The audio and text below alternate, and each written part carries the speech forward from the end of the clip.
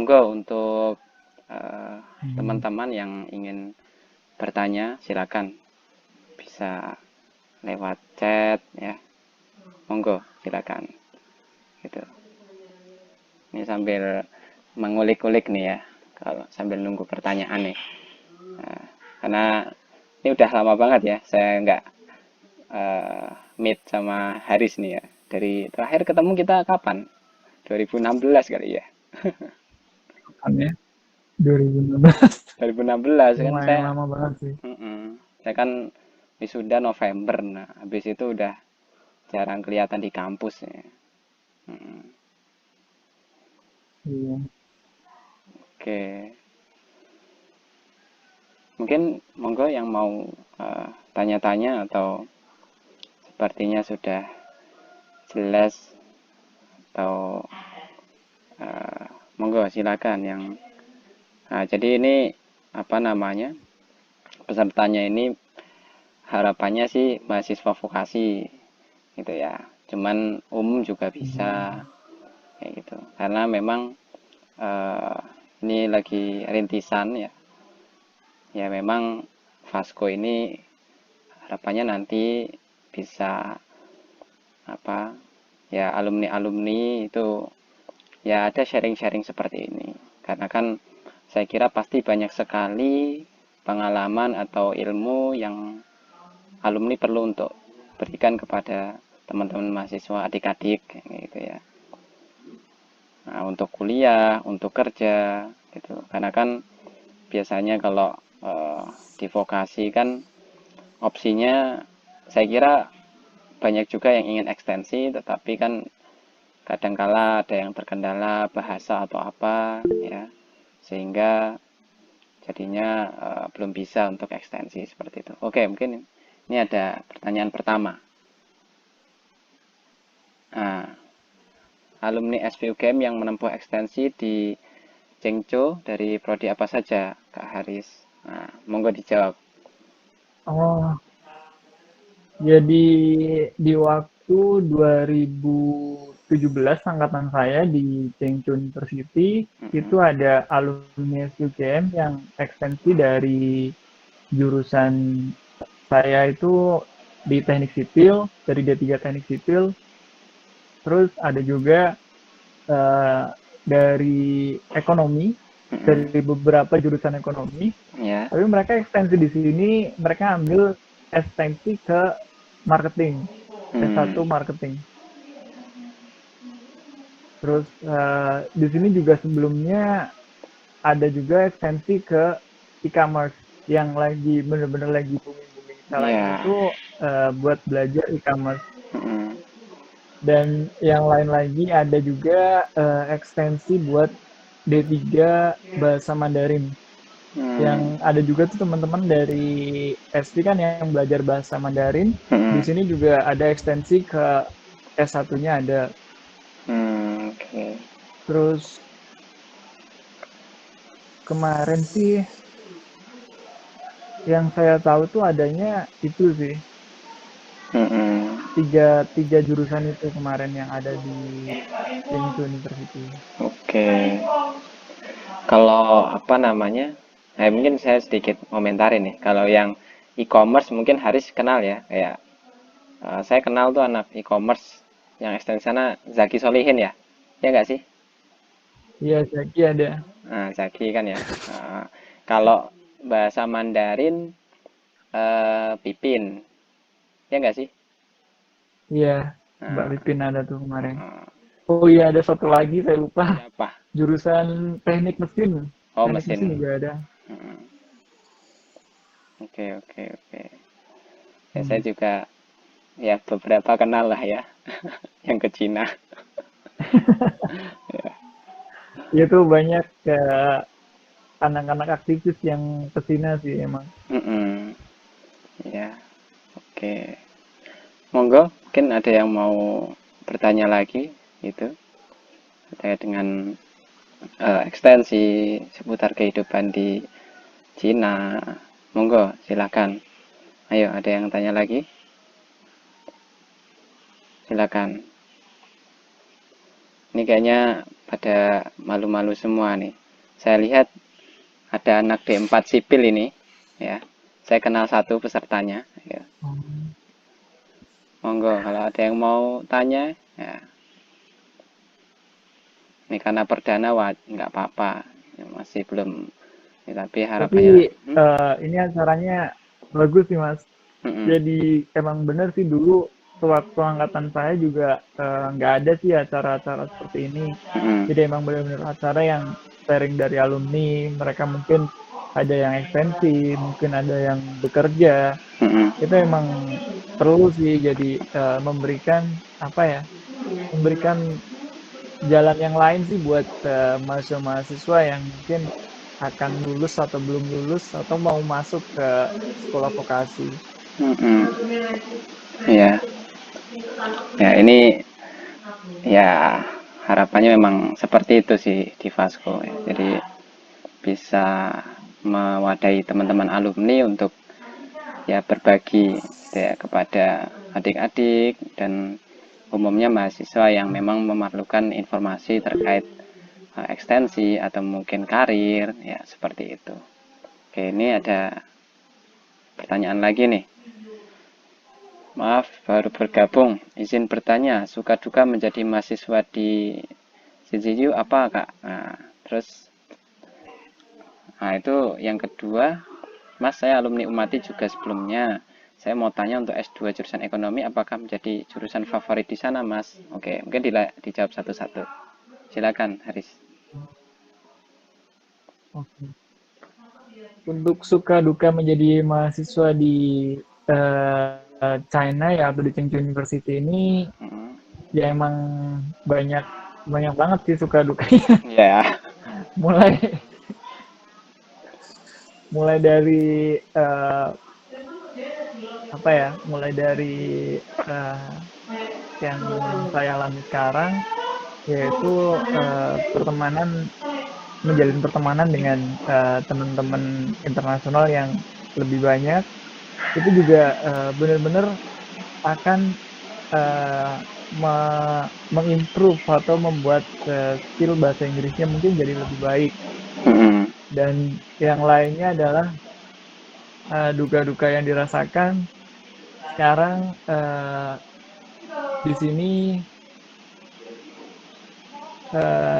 khususnya sekarang ini di master itu di Chengdu University nggak begitu banyak orang Indonesianya karena Hmm. sebelumnya banyak yang ekstensi dan itu sempat saya rasakan kayak apa namanya bener-bener beda banget sih kayak kuliah di Indonesia karena mungkin semua orang Indonesia ya jadi ya Ya. kita cuma temenan sama satu dua tiga ya tapi Hmm. waktu di sini itu tuh jadi kita tuh ngumpul jadi bener-bener tuh ngumpul semua jadi bener-bener tuh Hmm. orang Indonesia kita jadi kayak keluarga gitu Hmm. bener-bener beda sih jadi kayak waktu di Indonesia cuma temen ya temen doang dah gitu kan Ya.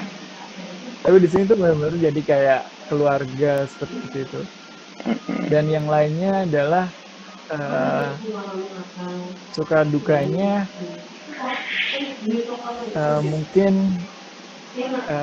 sewaktu mau apa ya mau ujian seperti itu mau exam benar-benar tuh di sini tuh mereka ya kita kita yang orang Indonesia tuh sempat kayak mungkin ujian bahasa bahasa Mandarin tuh yang benar-benar sangat susah dialami sama kita kita ini kita belajar bareng mungkin kita cari temen orang Cina lokal yang bisa mengajari yang bisa ngajarin kita terus tapi biasanya sih mereka nggak apa ya nggak ngajarin cuma-cuma tapi maksudnya bukan uang ya tapi mereka juga pengen diajarin bahasa Inggris Ya. seperti itu Oke, oke. dan untuk dari Irsyad Hmm. untuk alum untuk S2 jurusan ekonomi di sini lumayan sih ada beberapa yang mereka nggak ke ekonominya tuh lebih ke apa ya, international business kayak gitu ya, Hmm. atau mungkin e-commerce, atau mungkin international trade seperti itu sih. Ada Hmm. beberapa teman saya juga yang kuliah di bidang jurusan ekonomi, tadi di international trade atau hubungan internasional, Oh. dan yang lainnya tuh ada di e-commerce. Kalau yang teman saya dari negara lain tuh ada, dia itu jurusannya internasional ekonomi dan ekonomi bisnis kayak gitu deh. Hmm. Tapi oh ya sebelumnya saya mau informasikan juga kalau misalnya S2 di Cina juga favoritnya mereka juga karena ada beasiswa poolnya yang mungkin lumayan apa ya, lumayan terkenal lah dari teman-teman di Indonesia yang tahu ada tuh China Government Scholarship Hmm. atau CGS. Itu beasiswanya lumayan menjanjikan Hmm. karena sebelumnya saya juga sebelum keterima di S2 saya sempat daftar kerja sambil nunggu eh, pengumuman S2-nya. Setelah pengumuman dan dapat beasiswanya, Hmm. saya ambil S2-nya. Oh ya, oke. Ini ada pertanyaan selanjutnya dari Muhammad Gilang Nur Khairi. Ini temannya Haris waktu di Sarasehan ini ya, anak media ini. Masih ingat nggak ini? Gimana itu tips belajar bahasa Inggris yang Masih tepat masih. dan efektif di waktu kuliah untuk kuliah di luar negeri ini? Untuk tips belajar bahasa Inggrisnya gimana ya? Kemarin soalnya bisa karena lebih untuk kuliah ke luar negeri itu targetnya kan berarti ke sertifikat TOEFL ya atau IELTS atau mungkin dan sebagainya, itu sertifikat-sertifikat itu. Hmm. Jadi benar-benar tuh belajarnya belajar tentang tadi apa namanya, soal-soal di IELTS atau di TOEFL, biar bilang bisa capai tadi apa namanya, skor minimal atau melebihi sertifikat dan dapat sertifikat itu buat kuliah ke luar negeri. Dan Hmm. untuk conversation dan mungkin grammar atau vocabulary itu bisa sambil berjalan sih. Ya. Kalau kalau tips dari saya. Tapi juga setelah sampai atau mungkin setelah dapet, kita juga bisa belajar bareng di sini sama banyak teman-teman internasional karena banyak kan kalau anak-anak internasional tuh mereka asramanya beda, Hmm. nggak bareng sama yang orang-orang lokal. Hmm. Jadi kita bisa manfaatin itu buat belajar juga sama negara-negara lain yang mereka itu emang eh, bahasa utamanya pakai bahasa Inggris kan, Hmm. eh, enak jadi belajarnya. Ya. Oke, ini ada lagi pertanyaan ya untuk apakah ada beasiswa yang termasuk tunjangan keluarga? Ya, nih mungkin bagi yang udah nikah kayaknya. Ya, nih. Ya. Iya bener-bener. Kalau beasiswa untuk tunjangan keluarga itu anak dan istri itu ada sih. Di Hmm. sini termasuk ke beasiswa yang saya dapat sekarang itu di beasiswa CGS juga ada beasiswa tunjangan anak dan istri. Hmm. Yang saya lihat juga atau ada orang Indonesia juga mereka yang bawa istri atau bawa bawa anaknya juga agak jarang sih bawa anaknya. Hmm. Kebanyakan ada yang bawanya Istri ya. bawa istri ke sini dan iya karena mungkin belum punya anak kali ya. bawa istri ke sini. Terus ada apa namanya yang tadi sebelumnya eh, kayak beasiswanya sekian, nanti ada tambahan karena mungkin udah punya istri atau punya anak Hmm, buat tinggal di sini. oke. Seperti itu. Oke, mungkin saya sedikit intermezzo ya. Jadi kalau memang sekarang untuk beasiswa-beasiswa itu memang harus dicari ya. Ya kayak ceritanya tadi Haris itu beasiswa itu harus dicari. Kadang-kadang informasinya itu tidak ke publish, tapi kalau kita cari di kedubes atau ke apa namanya eh, kementeriannya di sana misalnya, biasanya pasti ada gitu kan ya. Benar-benar ada Mas. Oke, mungkin ada yang mau tanya lagi ke Mas Haris ini ya. Kita masih ada waktu sekitar 10 Hmm. menit lah sebelum kita akhiri sesi untuk hari ini gitu ya. Ya karena Nggak terasa ya udah hampir 90 menit. mm-mm. Kalau di sana asarnya jam berapa? Asarnya itu di sini tuh agak aneh juga sih. Jadi Hmm. apa namanya? eh Cina yang eh, negaranya besar, Mm-mm. tapi dia cuma punya satu waktu. Itu yang membuat saya agak aneh juga. Mm-mm. Di sini tuh asar sekitar pukul 4:17. Oh, ya ya ya ya. Bener, kalau di sana ini waktu apa namanya? Waktu matahari terbit sama terbenam itu beda ya sama di Indonesia ya. Karena kan 4 musim tuh.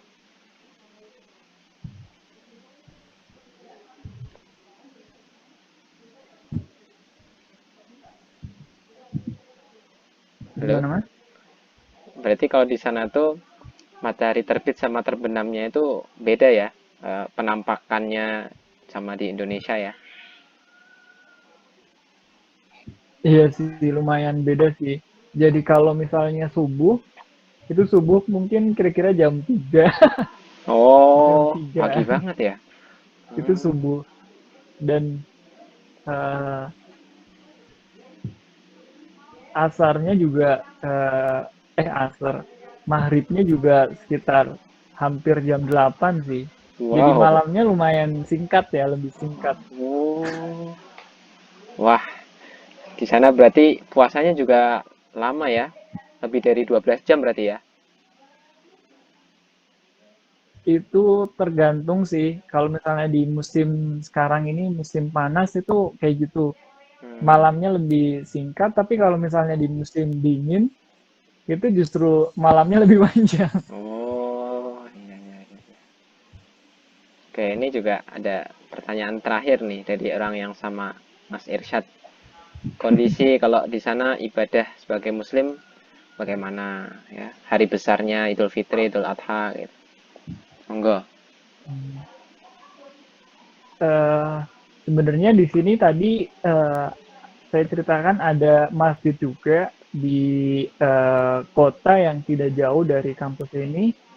Itu sekitar ditempuh pakai jalur kereta bawah tanah itu sekitar 30 menit. Tapi ada beberapa teman-teman di sini kan tadi saya ceritakan mahasiswa internasional punya asrama yang berbeda. Jadi Mm-mm. asrama mahasiswa internasional.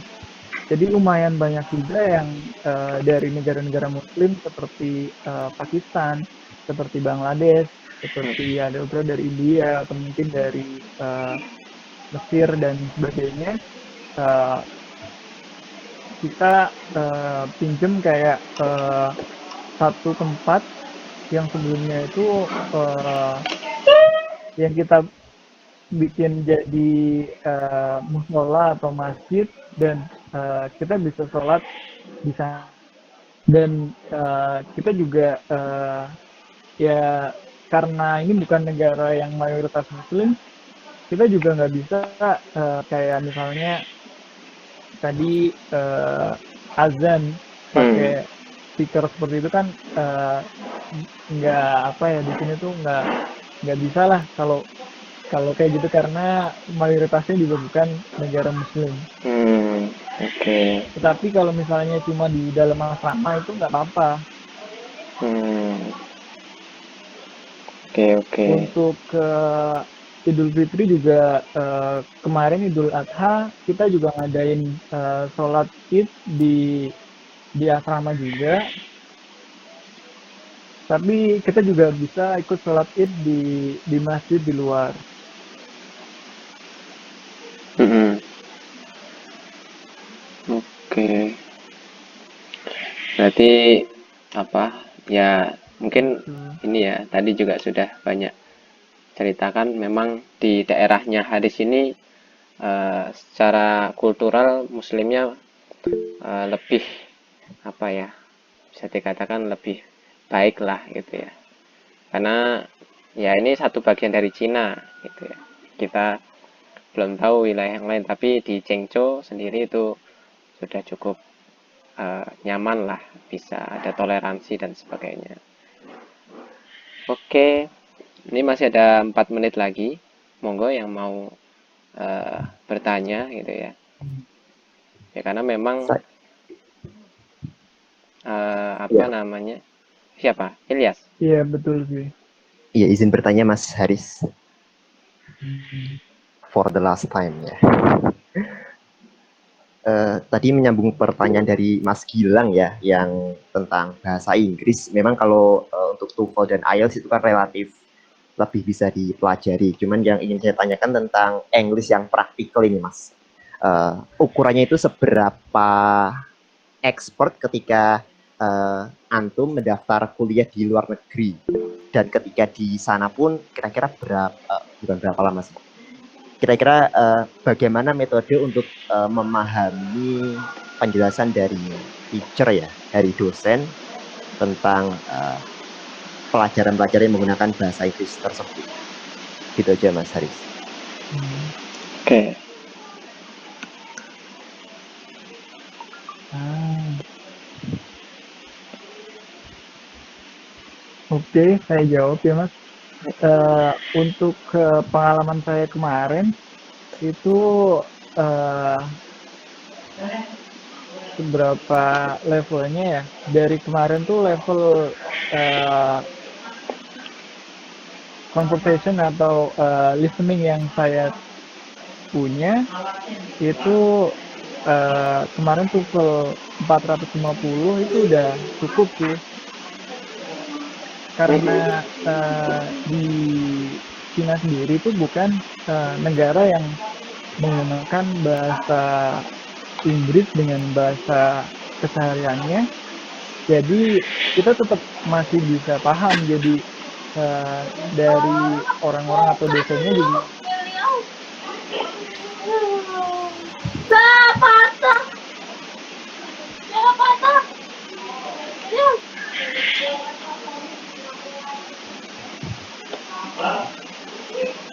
Berarti untuk komunikasi ke situ itu sudah biasa udah mengerti gitu ya Mas ya, ketika awal-awal mendapat di situ extension.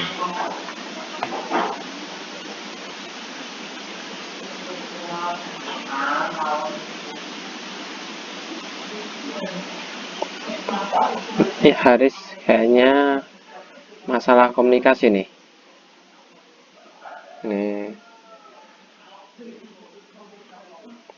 putus ya.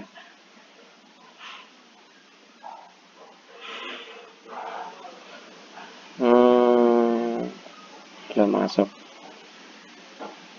Oke, mungkin sedikit apa namanya? Nah, ya kan terputus ya. Ini tadi yang tanya terakhir nih tim Vasco ini.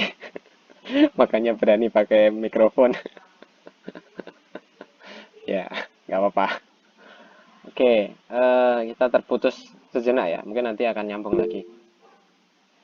Nah, itu Gilang tim support. Ini maksudnya apa ini? Jakiro. Ya.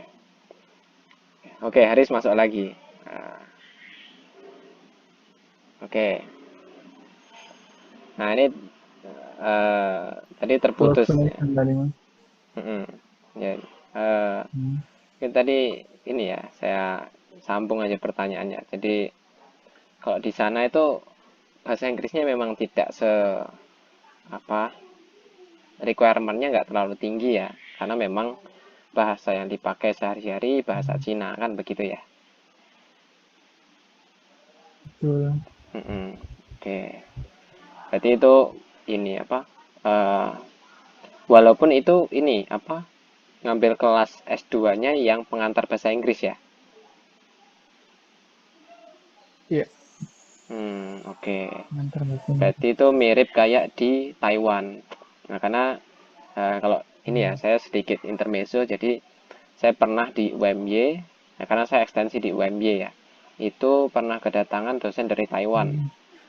Dia dari Chungcheong, mana ya? Saya agak lupa ya, itu ya. NCU kalau nggak salah. Nah, beliau itu ngajar bidang telekomunikasi. Karena kan kalau bidang elektro itu ada konsentrasi telekomunikasi. Dan itu pakai bahasa Inggris. Ketika ditanya juga pengantarnya bahasa Inggris. Walaupun di sana juga eh, belajar, ya pastinya juga ada belajar komunikasi untuk bahasa ini ya. Walaupun beda ya. Kalau Cina di Chengzhou itu Kanton ya enggak sih?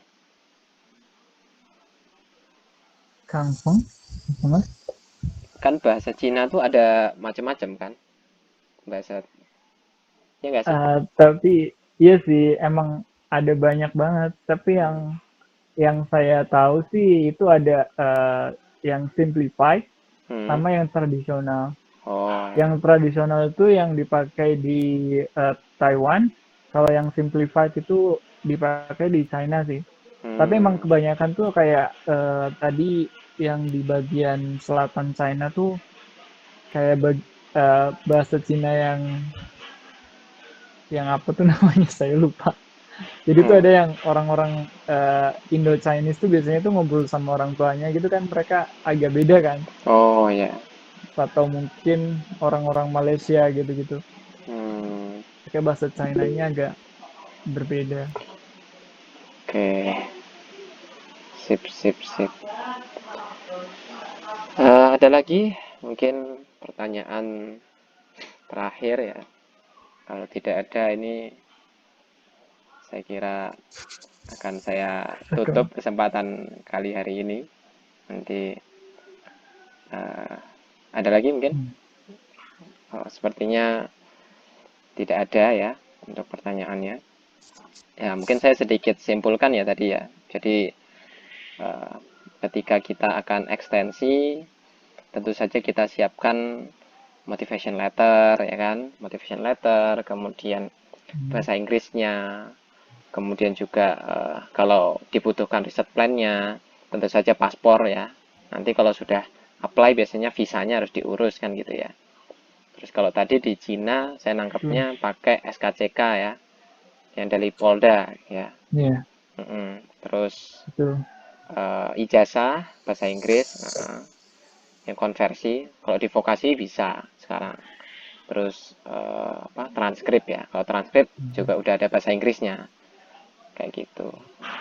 Nah itu untuk Hmm. ekstensi, dan tadi udah banyak banget ya informasi ilmu yang kita bisa dapat tentang bagaimana kehidupan di Cina, bagaimana studi di sana, potensi yang ada gitu ya, dan harapannya apa yang tadi disampaikan bermanfaat bagi kita semua ya, dan juga teman-teman yang barangkali akan melanjutkan studi ke luar negeri, terutama kalau misalnya memilih di Cina gitu, karena melihat dari kondisi Indonesia yang memang sekarang sangat erat dengan Cina, jadi ya nggak masalah ya kan untuk mengambil ilmu gitu di sana.